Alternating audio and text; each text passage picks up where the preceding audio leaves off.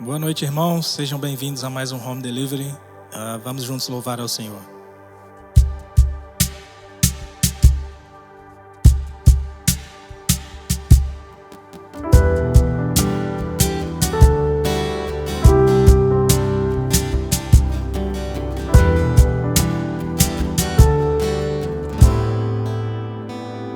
Toda justiça vem de ti, todo amor vem de ti, toda bênção vem de ti. Então toca em mim, toca em mim. Toda verdade vem de ti,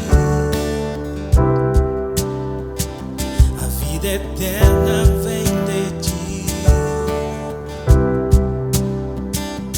O perdão e a compaixão são obra da tua mão. Então toca em mim, toca em mim.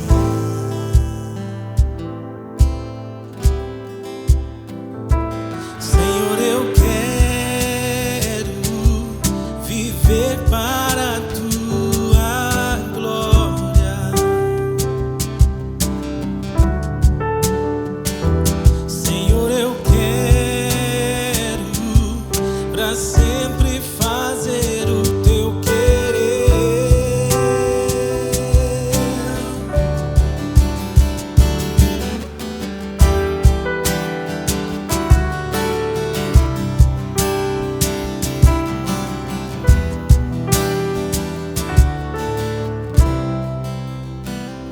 Toda justiça vem de ti, todo amor vem de ti, toda bênção vem de ti. Então toca em mim, toca em mim. Toda verdade vem de ti, a vida eterna vem de ti. O perdão e a compaixão são obra da tua mão. Então toca em mim, toca em mim.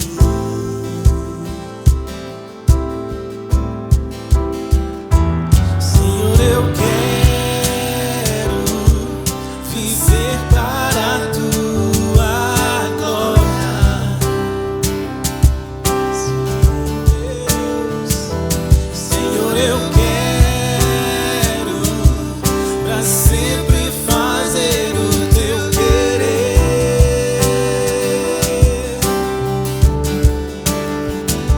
Senhor, eu quero viver para a tua glória.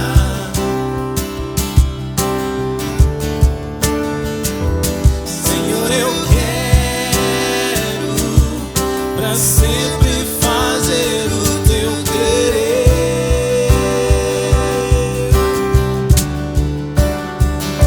Venha até nós o teu reino, seja feita a tua vontade. A ti cantamos aleluia, a ti cantamos aleluia. Venha até nós o teu reino, seja feita a tua vontade. A ti cantamos aleluia, a ti cantamos aleluia. Senhor, eu quero viver para a tua glória. Senhor, eu quero para sempre fazer o teu querer.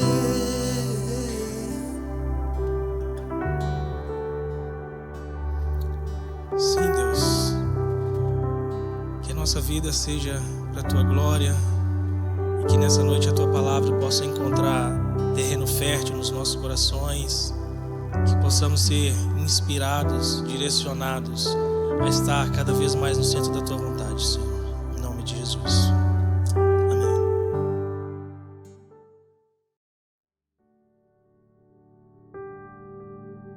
Boa noite, irmãos. Me chamo Leonardo Batagim e é um prazer muito grande estar aqui essa noite para partilhar da palavra de Deus com os irmãos. Eu agradeço ao Ministério da Souza, ao pastor Nuno, pelo convite feito para estar aqui hoje.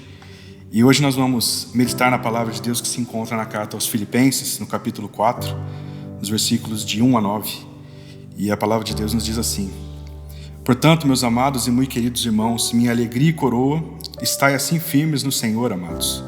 Rogo a Evódia e rogo a Síntique que sintam o mesmo no Senhor, e peço-te também a ti, meu verdadeiro companheiro, que ajudes essas mulheres que trabalharam comigo no Evangelho e com Clemente e com os outros cooperadores cujos nomes estão no livro da vida. Regozijai-vos sempre no Senhor. Outra vez digo, regozijai-vos. Seja a vossa equidade notória a todos os homens, e perto está o Senhor. Não estejais inquietos por coisa alguma, antes as vossas petições sejam em tudo conhecidas diante de Deus, pela oração e súplicas com ações de graça. E a paz de Deus, que excede todo o entendimento, guardará os vossos corações e os vossos sentimentos em Cristo Jesus.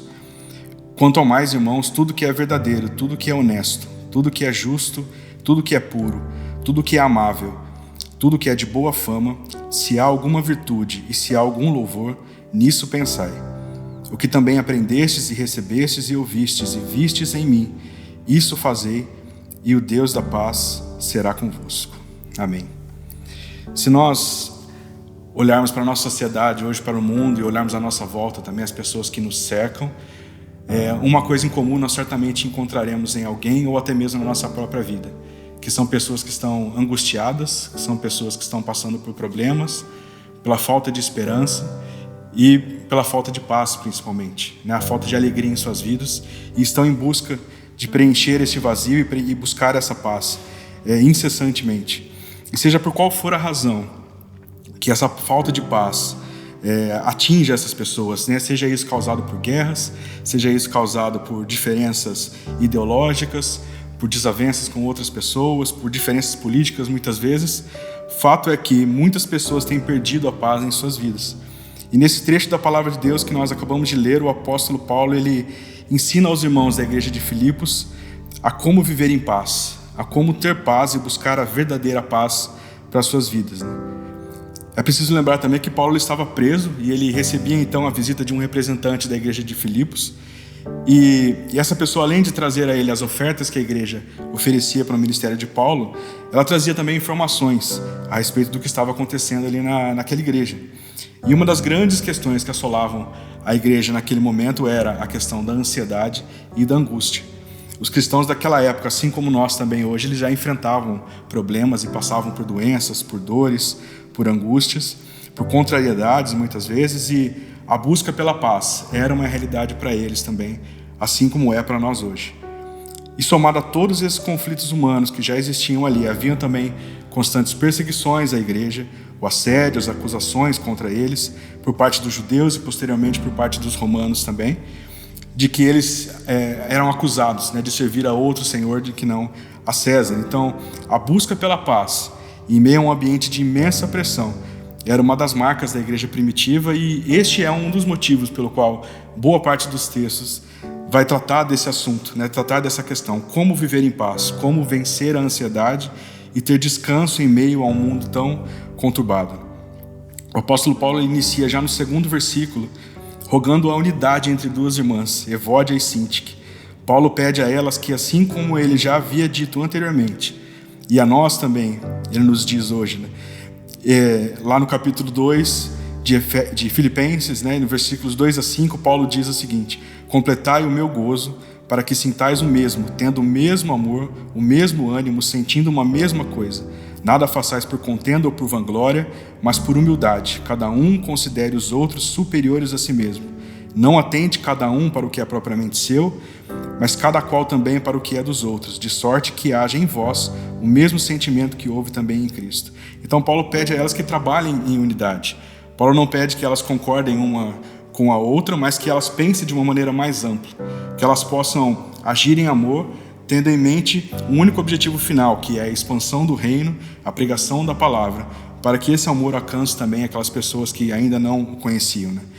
E a partir do versículo 4, Paulo então ele vai entrar no tema central desse trecho aqui da carta, que era a necessidade de nós nos alegrarmos no Senhor e buscar essa paz, né? Então no versículo 4 ele nos diz: regozijai-vos sempre no Senhor. Outra vez digo, regozijai-vos. Mas onde é que nós podemos encontrar essa alegria? Como é que nós podemos ter alegria e termos paz em meio a tanta pressão e a tantos problemas que nos cercam e a tantas angústias, né?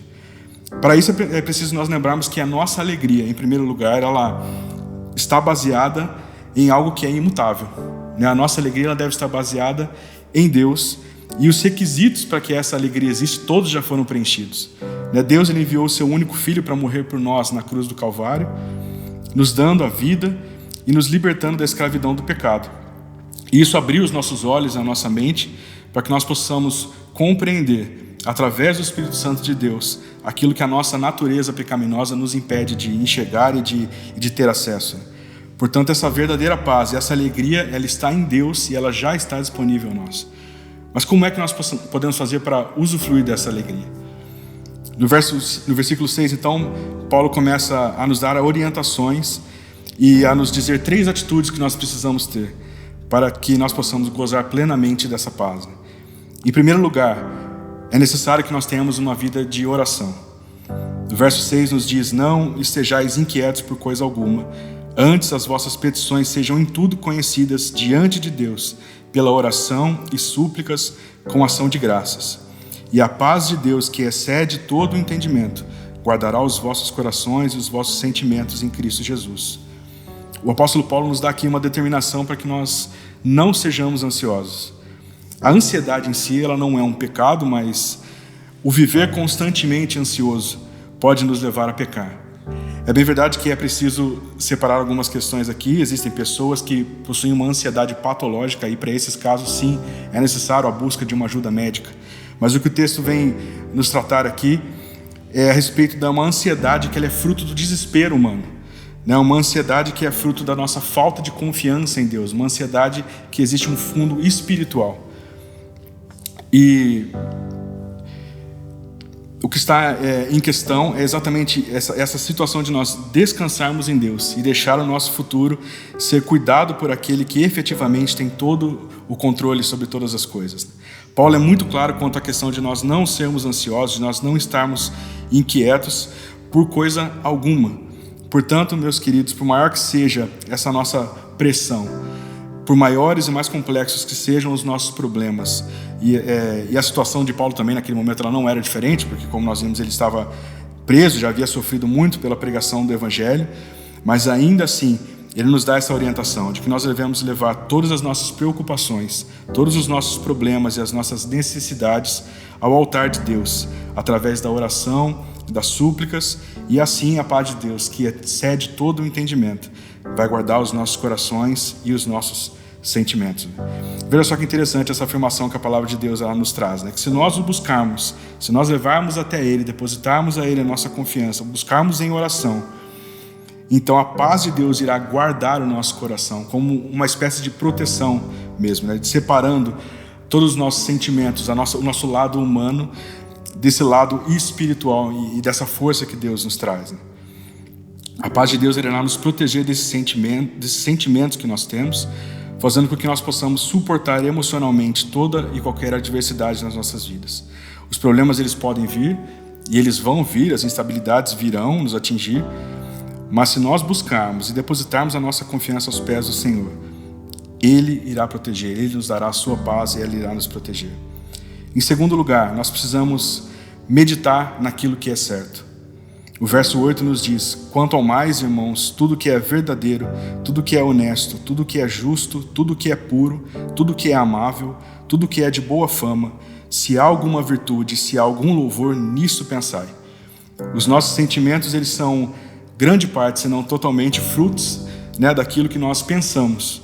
Provérbios 4:23 vai nos dizer a respeito disso, né? O texto nos diz que tenham cuidado com o que você pensa, pois a sua vida é dirigida pelos seus pensamentos. Se nós dedicarmos todo o nosso tempo, todo o nosso esforço e pensarmos a respeito dos nossos problemas de maneira tão profunda, é em pensarmos em situações que nos trazem tristeza, que nos trazem rancor, e nos aprofundarmos nisso, ficarmos remoendo as situações todas, que nos tiram a paz, sem antes olhar para todos esses problemas e enxergar as situações da nossa vida à luz da Bíblia, à luz da palavra de Deus, então nós não vamos conseguir usufruir integralmente da paz de Deus.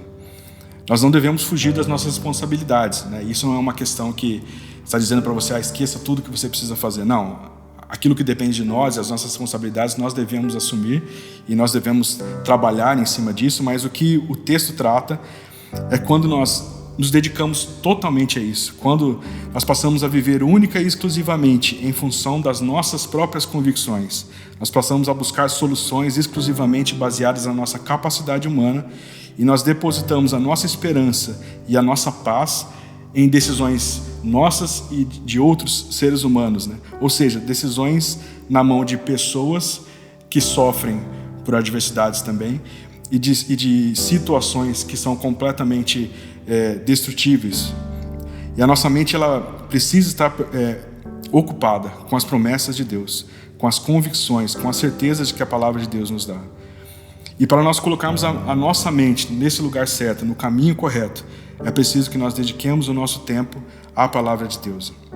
Se nós abrirmos espaço em nossa mente e deixarmos de dedicar o nosso tempo em busca de conflitos, de informações falsas, de impureza, de alimentarmos os nossos desejos humanos e passarmos a ocupar a nossa mente com a leitura, o estudo da palavra de Deus, ouvindo pregações, lendo bons livros, centrados na palavra de Deus, então os nossos sentimentos eles serão transformados e a paz de Deus irá encher o nosso coração.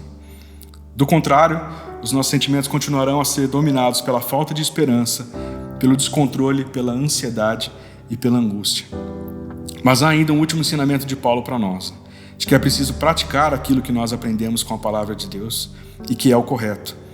O verso 9 nos diz assim: o que também aprendestes e recebestes e ouvistes e vistes em mim, isso fazei, e o Deus de paz será convosco.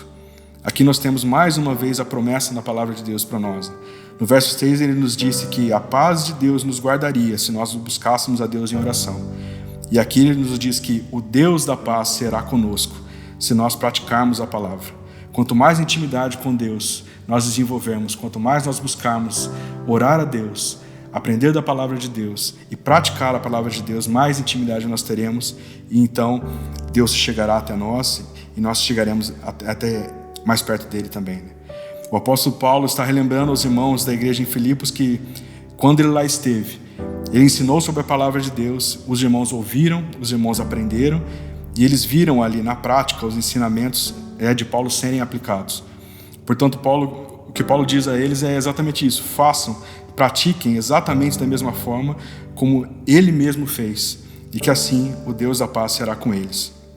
A razão principal por que muitos de nós não conseguimos ter paz é porque nós não praticamos a palavra de Deus.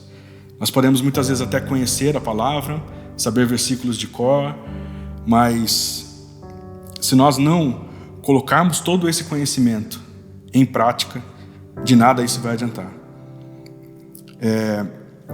Nós sabemos muitas vezes que uma série de coisas elas não devem ser feitas, nós sabemos que diversas atitudes que nós tomamos elas não devem ser tomadas e não são condizentes com a palavra de Deus, mas ainda assim nós permanecemos no erro e a paz de Deus então já não habita mais no nosso coração.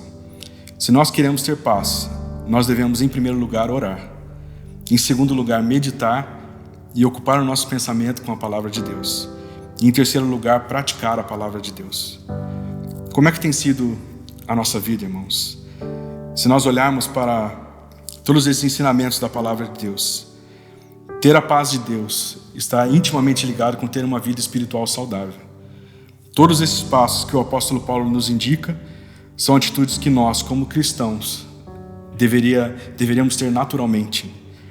E não há como nós termos uma intimidade com Deus sem uma vida de oração, sem nós buscarmos meditar na palavra e sem praticarmos a palavra.